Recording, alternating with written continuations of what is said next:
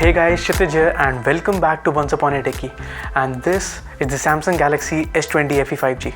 Now you might have already watched unboxing videos and detailed reviews of it because it is not a new phone by any means, but it is still praised a lot by the tech community. In fact, I've been using this phone for the past 4 months now, so I know this phone in and out. So this video is all about if it is still worth buying S20 FE 5G in early 2022, and I highly recommend you to watch the whole video before making up your mind. So high refresh rate displays are pretty common these days. Most smartphones come with a 90Hz refresh rate panel, but S20 FE 5G comes with a fixed 120Hz.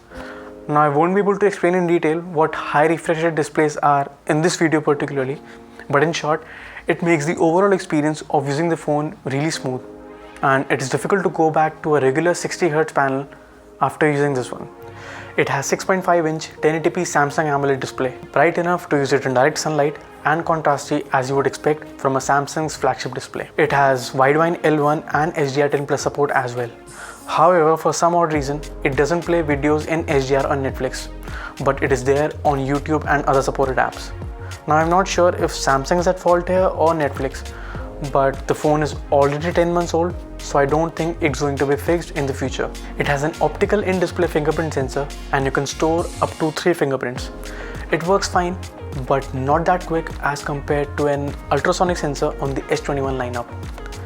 It is also IP68 water and dust resistant, which is rare to find in this price segment. One important thing for all non-tech savvy people out there are 2 versions of this phone, one with 5G and the second one without 5G support.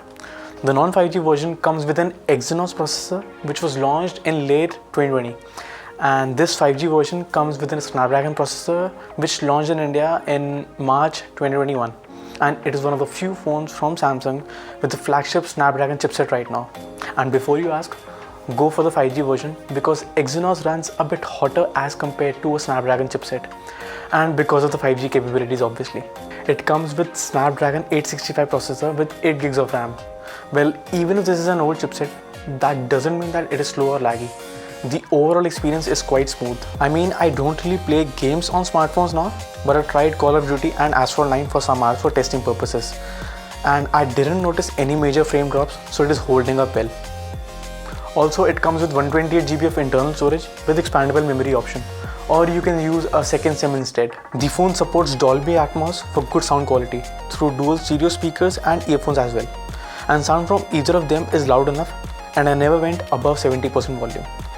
And there are ample settings to set the sound signature as per your preference, like equalizer, personalized sound profiles, etc. And yeah, there's no headphone jack, so you have to rely on Bluetooth earphones or buy a connector separately. About the battery life, after charging the phone to 100%, I get a full day of use plus a couple of hours more. So if I dive into the technical details, the phone has a 4500 mAh battery which gives me 5 hours of screen on time on average. Well, this can vary from person to person depending on the usage.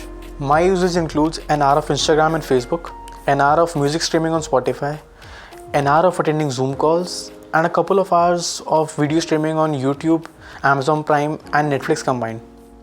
Also, Wi-Fi, Bluetooth, location and always on display are always enabled. And before I forget, it is running on Android 11 with Samsung's One UI 3.1 on top. There is no aggressive battery saving on by default, which I wasn't used to before as I was using Asus Zenfone 5G before this phone. In fact, I just received the notification for Android 12 with One UI 4 updates while shooting this video. So I'll be checking out the new Android features and UI changes and updating you guys. Well, Samsung advertises this phone as 25 watt super fast charging, which is not super fast by any means. On top of it, the phone comes with only a 15 watt charger in the box. I mean, you can argue that flagship phones and iPhone specifically don't come with a charger nowadays, but that is just silly in my point of view. The 15 watt charger charges the phone in 1 hour 50 minutes. And honestly, I don't have that much patience and time, so I bought the 25 watt charger which charges the phone in 70 minutes flat. I'll put more detailed specs somewhere here or wherever there's space in the frame. But it is not all sad story here. S20 FE 5G supports 15 watt wireless charging as well as reverse wireless charging, which as the name suggests can charge other wireless charging supported devices wirelessly. Now as compared to the competition, S20 FE has 3 useful cameras at the back, and by useful I mean no crappy 2 megapixel macro camera or a depth camera. Actually, I was surprised to see how good these cameras are. So you got one 12 megapixel primary, a 12 megapixel ultra wide, and an 8 megapixel 3x zoom camera aka telephoto lens. Now the main and the telephoto cameras have OIS, which helps to avoid those blurry shots so that you don't have to click multiple pics. All three have good dynamic range, produces sharp images but sometimes noisy in the night mode, but overall solid cameras. Now I didn't notice any color shift while clicking with all the three cameras in the normal mode, but if you click the photo in the night mode with the ultra wide camera, then you get a slight pinkish hue in some shots, which was a bit odd, but I'm still quite happy with the results. All the cameras can record videos in 4K 60 fps, including the front camera. The front cam is a 32 megapixel sensor, which is fine. It performs well in good lighting conditions, but okay in artificial lighting. But you can use night mode to increase the overall image quality. Nothing special here, not a selfie guy, so I didn't click much. For selfies, you can go with the OnePlus 9, but only for selfies. Rear cameras are better and produces consistent result on the S20 FE 5G. I am making a dedicated video on Android 12 and Samsung's One UI 4 software, so subscribe for that. But let me tell you briefly about the software experience on this phone. It is not close to Google Pixel's stock UI experience by any means. In fact, there are several apps from Samsung like My Galaxy app, Samsung browser, and the infamous Bixby, which nobody uses. But there are a ton of useful features that you will not get in other smartphone brands like Samsung Pay, where you can add your credit and debit cards digitally and make payments directly. My favorite Edge panels for quick access to useful apps, Samsung Dex, Samsung Knox for security, and GoodLog app for customization. And Samsung has promised to provide 3 major Android updates and 4 years of security updates. So it will be getting Android 13 and security updates till the year 2024. Now the pricing at the time of recording this video is 38,000 Indian rupees, and there are always some offers or discounts going on Amazon, so look out for them. I'll leave the Amazon affiliate links in the description below so you can check them out. So if you're looking to buy a smartphone in this price bracket, then I really don't think that there's a better phone in this price bracket. Of course, it is not a perfect device and some corners were cut, like slow 15-watt charger in the box, no headphone jack, and a plastic back panel.